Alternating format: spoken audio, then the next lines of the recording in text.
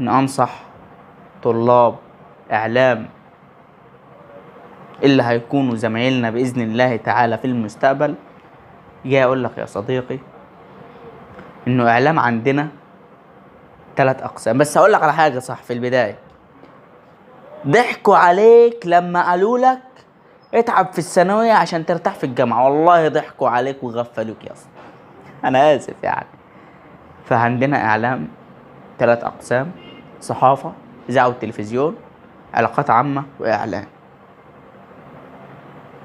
دول الأقسام الأساسية، لكن في أقسام تانية، في حاجات تانية في الإعلام. الإعلام مش دول بس، في عندك مونتاج، في عندك جرافيك، في عندك تصوير، في عندك إخراج، في عندك حاجات كتير جدا في الإعلام. لكن هقولك إنه الناس هي دي الأقسام الأساسية في إعلام، وهقولك إنه